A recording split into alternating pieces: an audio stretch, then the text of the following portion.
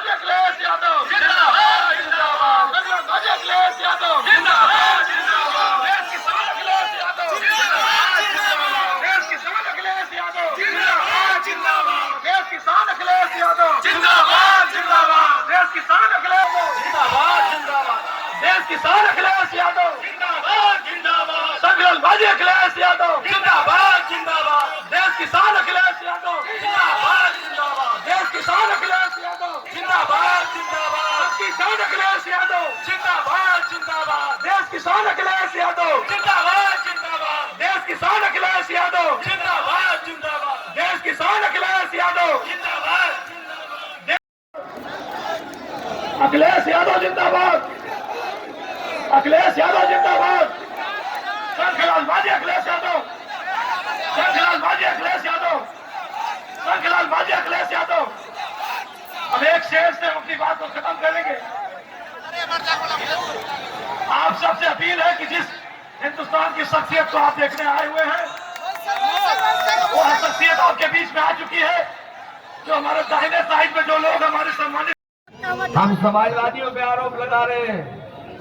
हम अपने दलित, पिछड़े, अति पिछड़े तमाम लोगों को पूछना चाहते हैं कि बताओ, सरकार आपकी थी, आपने इस समाज से कितने आईएएस बना दिए, कितने पीएससीआर बना दिए, और पता कर लो, इन्होंने नया तरीका निकाला है, इन्होंने नया तरीका निकाला है अपने कार्यकर्ताओं को आईएएस बनाने का।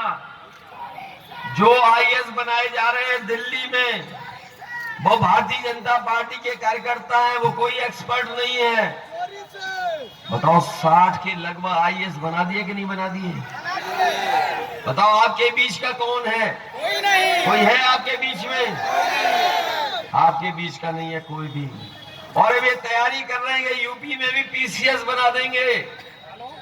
इसलिए हम कहना चाहते हैं, अपने वोट की ताकत से इनको सबक सिखाने का काम करना है। और ये लोग जो जातियों में कभी कभी झगड़ा कराते हैं, कहते हैं कि ये जाति इतनी है, ये जाति इतनी है, ये है ही नहीं, कई जातियों की कोई गिनती नहीं है। इसलिए न केवल समाजवादी पार्टी, बहुत सारे दल जो हमारे साथ आए हैं, चाहते हैं कि जाति जनगणना होनी चाहिए। जाति जनगणना हो जाएगी तो सरकार को आसानी होगी जाति के हिसाब से लोगों की मदद करने के लिए। ये तो हमारी नाव को निकाल देंगे, पार कर देंगे। बताओ, हमारी नाव को पार करोगे कि नहीं कराओगे? वो तो बाहर के हैं, कहाँ के हैं बताओ आप? उत्तराखंड का छोड़। और जो घोर परिवारवादी हैं, उन्हें पता ही नहीं है कि अगर बाबा मुख्यमंत्री जो आज जिस जगह बैठे हैं, अगर इनके रिश्तेदार न वहां बैठे होते तो शायद इन्हें वो भी सम्मान नहीं मिलता। अगर कोई परिवारवादी है तो भारतीय जनता पार्टी के बाबा मुख्यमंत्री जो मठ में बैठे हैं वो भी परिवारवादी हैं। इसलिए हम आपसे विशेष निवेदन करना चाहते हैं कि ये चुनाव उत्तर प्रदेश के भाग्य को बदलने का चुनाव है। ये चुनाव बदहाली से खुशहाली की तरफ ले जाने का चुनाव है। ये चुनाव जहां लोकतंत्र को बचाने का है, वहीं संविधान हमारा बचेगा कि नहीं बचेगा उसके लिए भी चुनाव है। इसलिए हम अपने आदरणीय बुजुर्गों से, नौजवान साथियों से, किसान भाइयों से मदद मांगने आए हैं और सहयोग मांगने आए हैं कि ये केवल एक चुनाव विधायक बनाने का नहीं है, ये चुनाव सरकार बनाने का है। इसलिए सरकार बनाने में मदद करो। और न केवल आपकी उम्मीद है कि सरकार काम करेगी, बल्कि हमारे बेटे शिक्षा मित्र जानते हैं कि समाजवादी सरकार बनेगी तो इनको भी सम्मान देने का काम समाजवादी लोग करेंगे। यहाँ के प्रत्याशी पूर्व मंत्री शंखलाल मांझी जी, बाबर अब्बासी से लेकर के प्रमोद सिंह और मंच पर उपस्थित सभी हमारे समाजवादी नेता, मैं सबसे पहले आप सबका बहुत बहुत धन्यवाद और आभार प्रकट करना चाहता हूं। मैं देख रहा हूं मैदान हमारा पूरा भरा दिखाई दे रहा है। इस साल से आप भर्ती का इंतजार कर रहे हैं, ये भर्ती देखना चाहते थे और वर्दी पहन करके देश की सेवा करना चाहते थे, लेकिन इनकी भारतीय जनता पार्टी की सरकार में अभी तक भर्ती नहीं हुई है। हम नौजवानों को कह के जा रहे हैं, जो गर्मी निकालने वाले उनको बता के जा रहे हैं, समाजवादी सरकार बनेगी तो फौज में भर्ती निकालने का काम सरकार में है, पुलिस में भी नौकरी निकालने का काम समाजवादी लोग कर रहे हैं। ABCD पढ़ रहे हैं इनके नेता, कभी कहते हैं A फॉर ये, B फॉर ये, Z फॉर ये, N फॉर ये। हम उन्हें कहना चाहते हैं कि जनता इस बार इनकी XYZ कर देगी कि काका गए हैं तो बाबा जी भी जाएंगे, और काका का मतलब है काले कानून। बताओ तीनों काले कानून चले गए कि नहीं चले गए?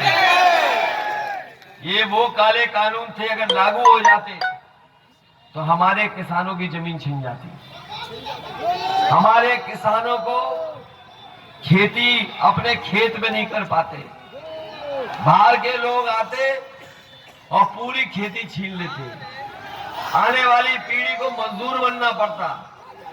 इसीलिए हमारे किसान आंदोलन कर रहे थे, और न केवल उत्तर प्रदेश के किसानों ने आंदोलन किया, बल्कि पंजाब, हरियाणा और देश के किसानों ने आंदोलन कर करके भारतीय जनता पार्टी की सरकार को पीछे हटने को मजबूर कर दिया। काले कानून चले गए, हमारे 700 से ज्यादा किसान शहीद हुए हैं। हम इन बीजेपी के लोगों को कहना चाहते हैं कि बीजेपी के प्रत्याशी अगर कान पकड़ करके 700 बार भी उठक बैठक लगाएंगे तब भी किसान और नौजवान माफ करने वाला नहीं है। जो जन समर्थन हमें दिखाई दे रहा है और जो जन सैलाब हमें दिखाई दे रहा है, ये बता रहा है कि इस बार भारतीय जनता पार्टी की जमानत जब्त होने जा रही है। इनके प्रत्याशियों को आपने देखा होगा, आजकल इनके प्रत्याशी माफी मांगते घूम रहे हैं। जब से पहला, दूसरा, तीसरे, चौथे चरण का चुनाव खत्म हुआ है, आपने इनके प्रत्याशियों को देखा होगा कि कुछ लोग मंच पे दंडवत होकर के माफी मांग रहे हैं, और अभी एक बीजेपी का प्रत्याशी हमने देखा, और आप लोगों को भी जानकारी हो गई होगी कि कान पकड़ करके उठक बैठक लगा रहा था। मैं ये कहना चाहता हूं, ये बीजेपी के लोग सर पे चंपी भी लगाएंगे तब भी इनको माफ करने वाला नहीं है। कहने को तो ये दुनिया की सबसे बड़ी पार्टी है, लेकिन बताओ इनके नेता झूठ बोलते हैं कि नहीं बोलते हैं? इन्होंने किसानों से कहा कि उनकी सरकार आ जाएगी तो किसानों की आय दोगुनी हो जाएगी।